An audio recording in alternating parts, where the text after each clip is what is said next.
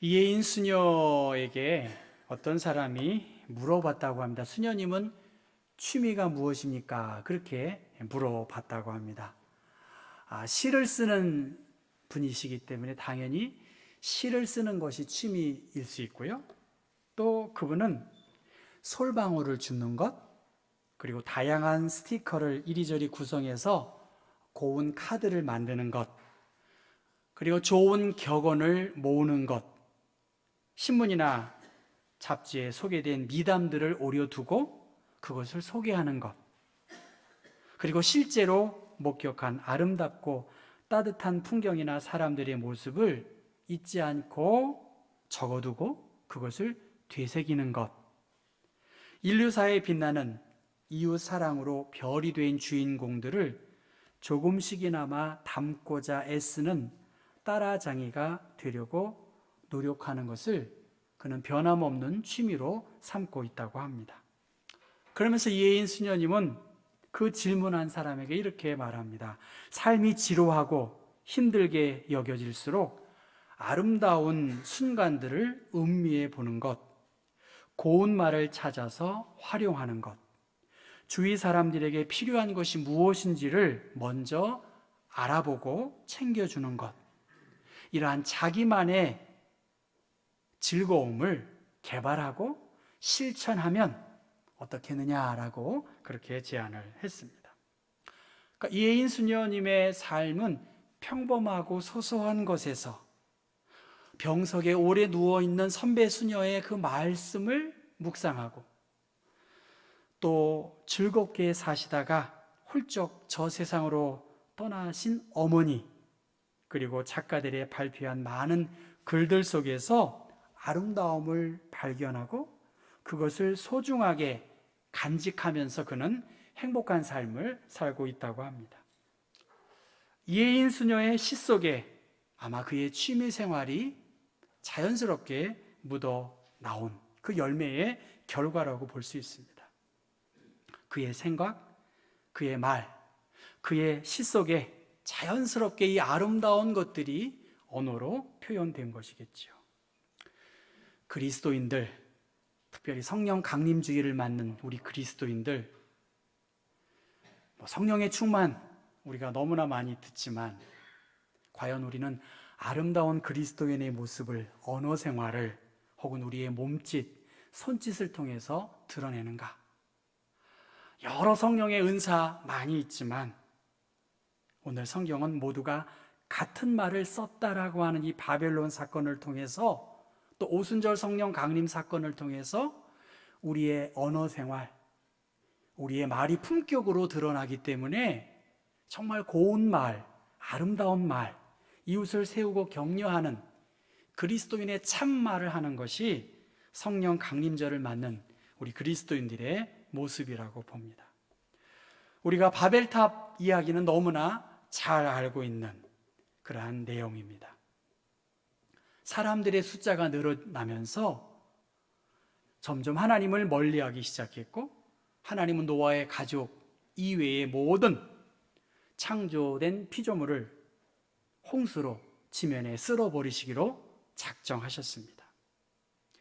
그 후 홍수의 심판 후에 또 다시 사람들이 자기들의 계획을 위하여 모여들기 시작했습니다. 그러면서 하나님께 대항하기 위하여 집단적인 모의를 꾀한 것이 바벨탑 사건입니다. 하나님은 흩어져라, 그리고 생육하고 번성하고 땅에 충만하고 땅을 다스리라 그렇게 명령하셨지만 그들은 흩어지는 대신 바벨론에 모여서 자신들의 생각을, 야망을 응집시켰습니다. 이에 대하여 하나님은 강제로 해산시키지 않고 스스로 흩어지도록 그들의 언어를 혼잡케 했고 서로 알아듣지 못하도록 그렇게 하셨습니다. 과학적으로 이 바벨탑 사건을 어떻게 증명할 수 있겠습니까? 어떤 판단을 내리든지 당시 온 인류는 하나의 언어를 사용했다고 성경은 진술하고 있습니다.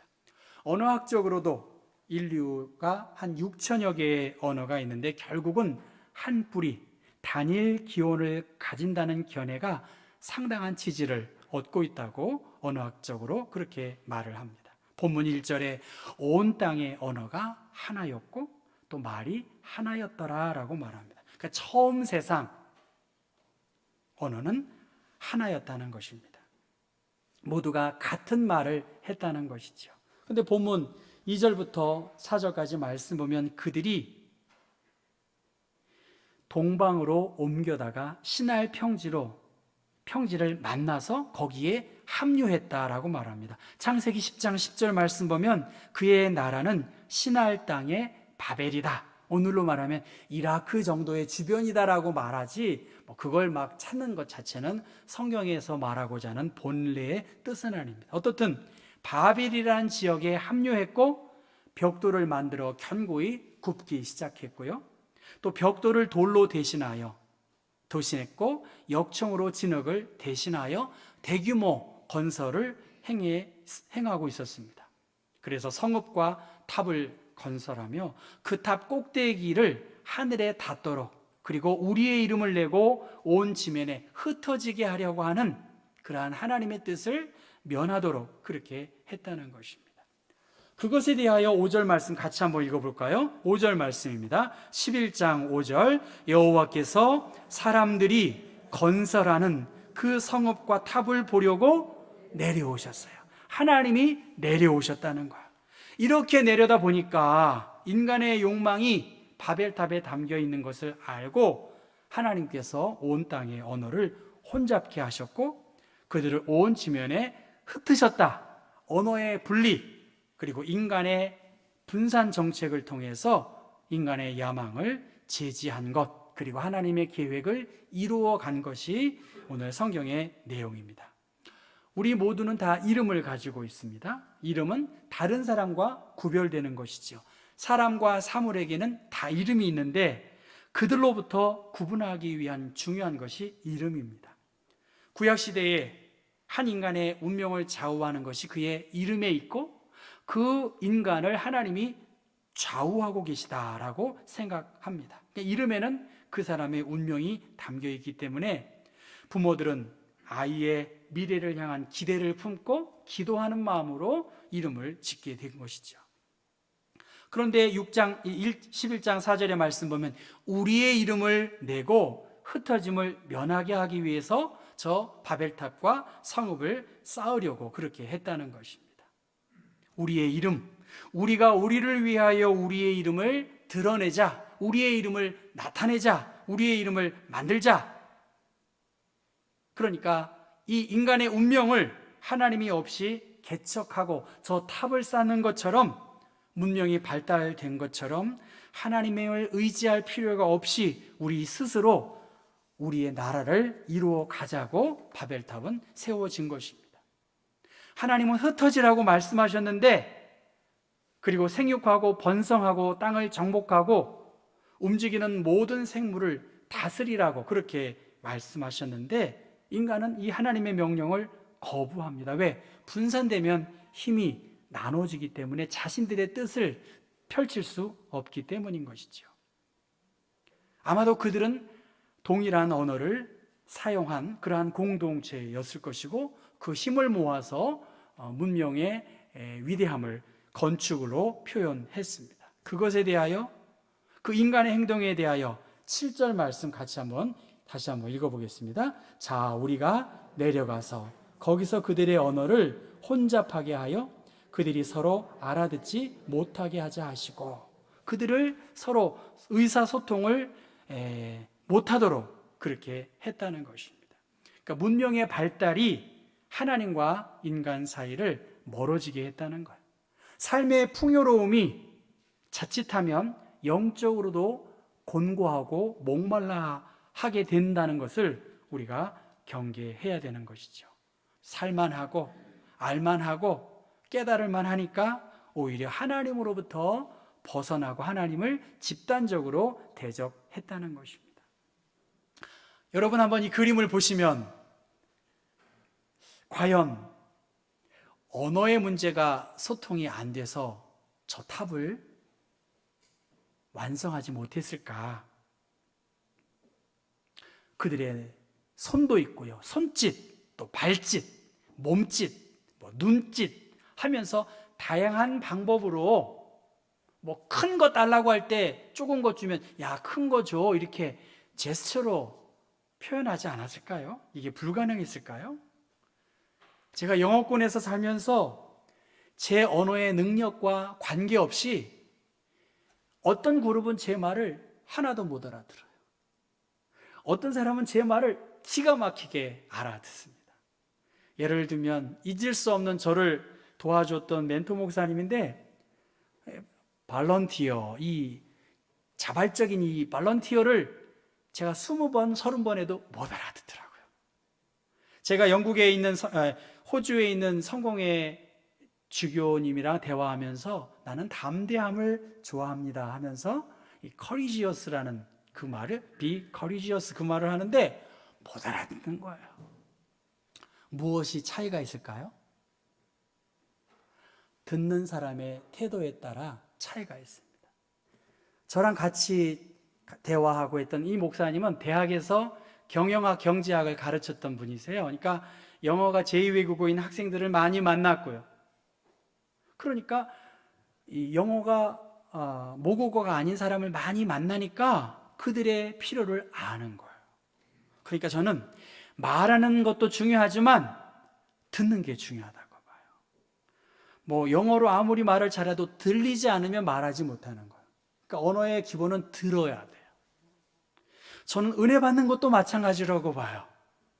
제가 부족하게 말해도 전 여러분이 잘 받아들이셨으면 좋겠어요. 정말 부탁해요. 오해해서 들으면 제가 무슨 말을 하겠어요? 인간의 언어에 한계가 있었음에도 불구하고 상대방을 이해하고 들으려고 하면 답답할 수는 있겠지만 이 의사소통의 한계를 뛰어넘고 저는 저 바벨탑이 완성될 수 있을 것이라고 저는 생각해요.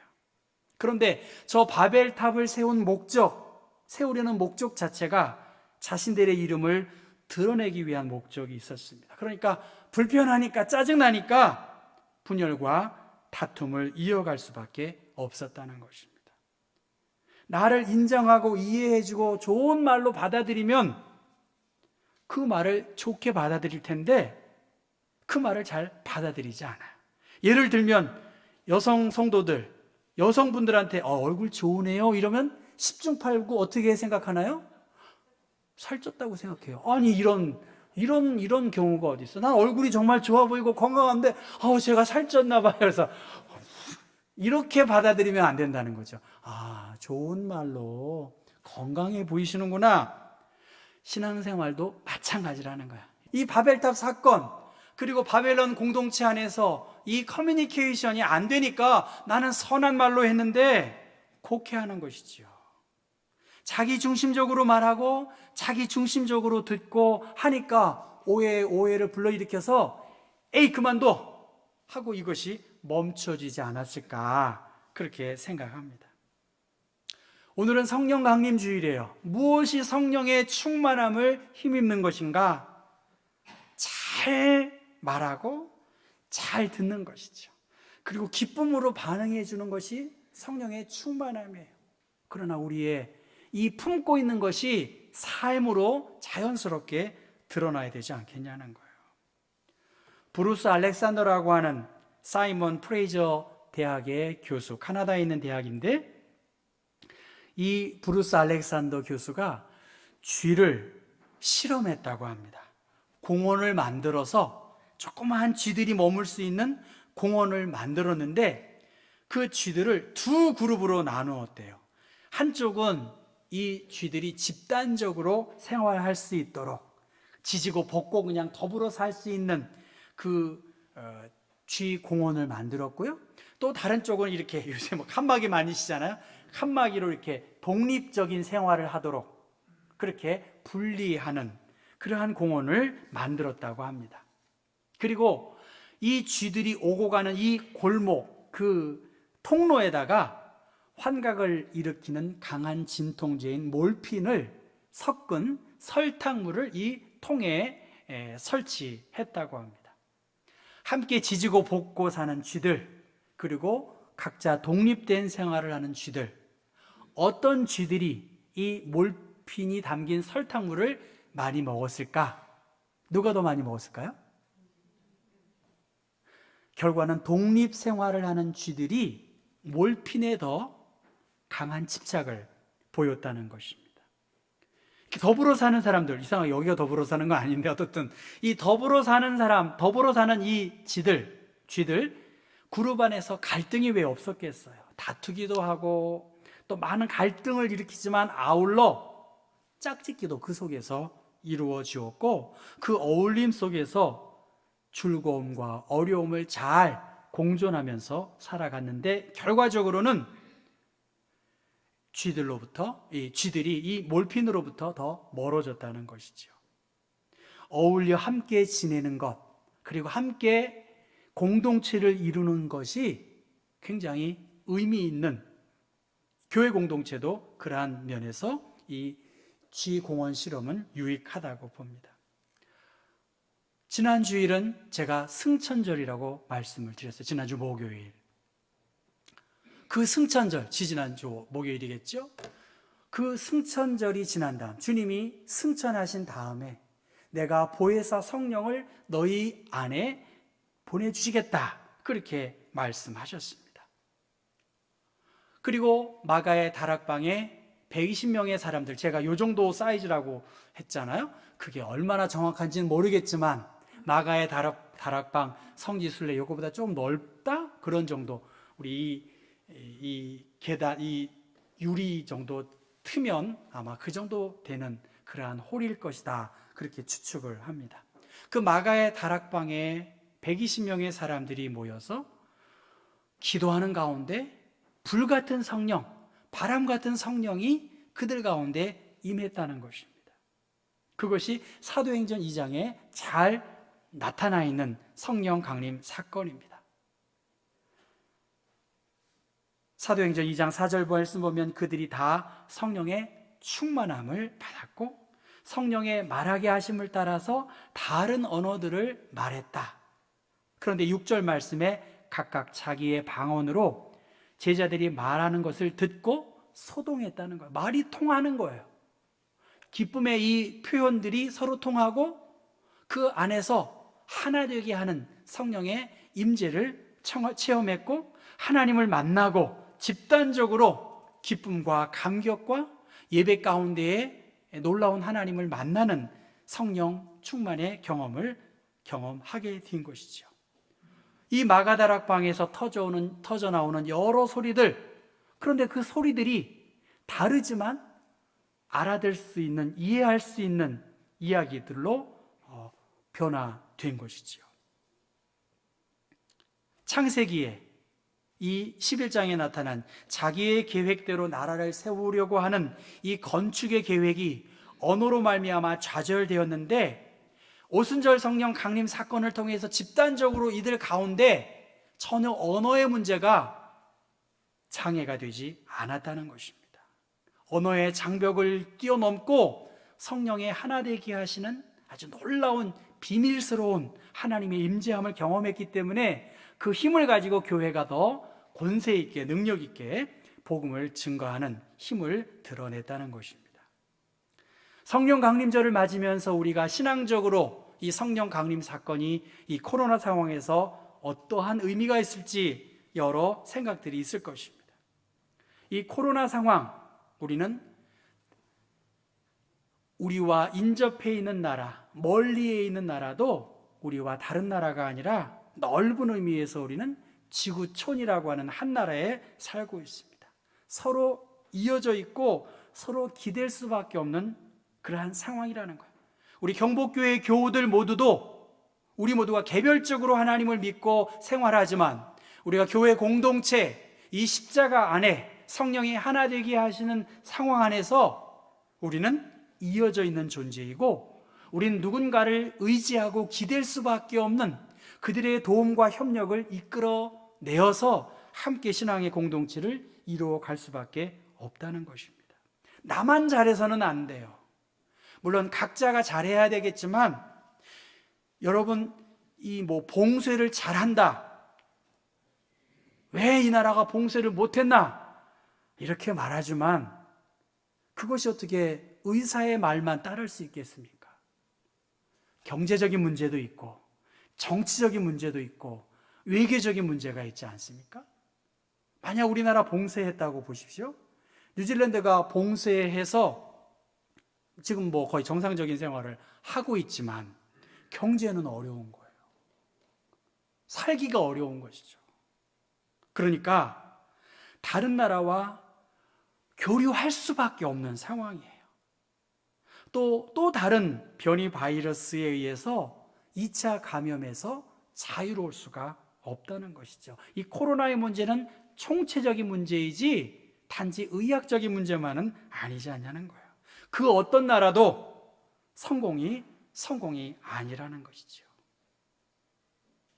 요새 신문이나 주변에 보니까 메타버스라는 말이 자주 보이더라고요. 메타버스. 메타라는 말은 초월과 가상이라는 말이고요. 버스라는 말은 세계와 우주를 뜻하는 유니버스의 합성어입니다. 그러니까 현실을 초월한 가상 세계를 의미하는 것이 메타버스입니다. 우리는 이미 메타버스에 살고 있어요. 예를 들면 페이스북을 한다든지 카카오 스토리를 한다든지 온라인을 통해서 게임을 즐긴다든지 자신의 일상을 이렇게 표현하는 것은 이미 메타버스 시대에 살아가고 있습니다. 다양한 형태의 방법으로 우리는 소통하고 있어요. 다양한 형태로 시간과 공간을 초월하면서 그리고 누군가와 공유하면서 공유하고 공감하는 시대에 살고 있습니다. 성령의 충만함을 사모하는 그리스도인들, 아까 예화를 들었던 개별적으로 분리되어서 우리끼리 뭔가를 이루려고 한다는 그것은 성령의 뜻이 아니고 하나님의 계획과 멀어지는 것입니다. 서인석이라고 하는 신부님이 구약학자이신데 성서와 언어과학이라고 하는 책에서 다른 말을 하는 것이 결코 하나님의 저주가 아니다. 하나님의 저주는 다른 말 하는 것을 인정하지 않고 하나의 말을 통해서 하나님을 거역하는 행위를 일삼는 그것이 하나님의 저주라는 거예요. 다른 말로 말하면 다양한 소리가 있고 의견이 있을 수 있지만 내 말만 옳다고 생각하고 내 생각만 주장한다는 것은 그 말이 그에게 저주가 된다는 것입니다. 이 말은 신앙의 이 다름의 문제에 대하여 다양한 방법으로 다름을 이해하고 받아들이고 이해하려고 할 텐데 특별히 나로서는 이해가 안 되고 받아들이기 어려운데 나보다 더 큰 힘, 성령께서 우리의 사모함 가운데에서 성령이 원하시고 인도하시는 것을 힘써서 이 마가의 다락방에 모인 저들이 성령 하나님을 만남으로 말미암아 나와 다른 사람들의 말을 들으려고 하고 이해하려고 해야 된다는 거예요. 내 중심적으로 내 판단대로 생각하면 소통할 수가 없습니다. 하나님만이 아시지 하나님 모르세요. 여러분 착각하지 마세요. 하나님만이 아시지 하나님 몰라요. 목마름의 문제 해결할 분은 하나님이시지만 주변에 돕는 손길을 통해서 하나님은 이 목마름의 문제를 해결하고 궁극적으로 하나님이 해결하시겠지요. 이웃과의 좋은 교제를 통해서 내가 만나는 사람만 만나고 이야기하는 사람과 해서 통화한다고 해서 통할 문제가 아니라는 것이죠. 다른 사람의 말을 여러분 들으려고 하셔야 돼요. 다른 사람의 조언을 들으려고 하셔야 돼요. 그것이 잠언 11장의 말씀 아닙니까? 그것이 이스라엘 정보기관 모사드의 모토라는 거예요. 좋은 참모의 역할을 하는 것, 좋은 돕는 역할을 하는 것이 성령 받은 그리스도인의 모습이라는 것입니다. 소통할 수 없는 사람들, 말이 통하지 않는 사람, 그 사람에게 문제 있다고 봐요. 고립될 수밖에 없어요. 몇몇 사람에게 계속 자기의 생각과 주의를 말한다고 하면 솔직히 듣는 사람도 피곤한 것이죠. 성령의 사람, 하나님과 이웃과 변화를 위해서 말해야 하고 비전을 위해서 말해야 하고 그리스도의 영광을 위해서 우리는 한 목소리를 내야 합니다. 예수님은 성령님을 이 땅에 보내주셨습니다. 도우시는 진리의 성령께서 우리의 모습을 보고 계시고 살펴보고 계세요. 성령님은 세상의 악한 것들을 분별하도록 진리 가운데 우리를 밝혀주십니다. 흩어져 있는 그리스도인들, 우리를 성령이 하나 되게 하신 것으로 모이게 하셨고 우리의 모임의 중심에는 그리스도 예수, 그분이 우리의 모임의 중심이어야 하고 그분을 알기 위해 우리는 소리를 내어야 하고 그분의 거룩과 경건에 이르기 위하여 우리가 아름다운 일주일의 삶을 공유하고 그러한 공유된 것들을 함께 나눌 때 우리의 영이 충만한 거예요. 맨날 피곤하고 지쳐있고 누구 불평하고 욕하고 이렇게 하는 거 이건 교회가 아니라 저속한 공간의 공동체일 수밖에 없는 것이지요. 성령님은 우리 가운데, 우리의 말 가운데, 우리의 행동 가운데, 우리의 선행 가운데 막힌 담을 헐게 하시고 소통하게 하셨어요. 여러분 자리도 그 자리에 안 앉았으면 좋겠어요. 좀 골고루 앉아야죠. 그 자리에. 그런 것이 하나의 예라는 거죠. 저도 제 자리가 있고 편하긴 하지만 우리의 막힌 담, 우리의 고정관념, 죽어도 안 잊으려고 하는 이런 것들도 성령의 사람의 모습이 아닌 것이지요. 형제가 연합하여 동거함이 어찌 그리 선하고 아름다운가. 형제가 함께 마음을 모으는 것이죠. 로마서 15장에 그리스도 예수를 본받아 서로 뜻을 같이 하여 주사 한 마음과 한 입으로 하나님 곧 우리 주 예수 그리스도의 아버지께 영광을 돌리게 하려 하노라. 바로 성령님은 우리의 하나됨을 통해서 하나님께 영광 돌리도록 그렇게 하셨지, 우리가 나누어져서 내가 옳으니까 이것을 하는 것이 하나님의 영광이라고 말하지만 그것은 자기의 만족이죠.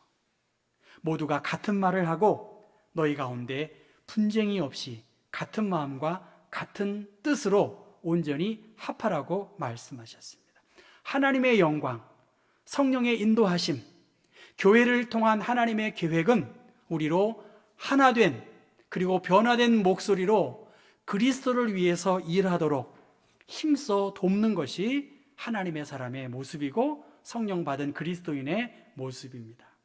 마음을 같이 하여 같은 사랑을 가지고 뜻을 합하여 한 마음을 품으라. 예수의 마음을 품고 주님이 기뻐하실 일들을 위해서 행한다면 세상 사람들은 조롱할지 모르지만 그 안에 그리스도의 영광이 드러난다고 한다면 그 비웃음은 변해서 탄식과 감격으로 바뀔 수 있습니다.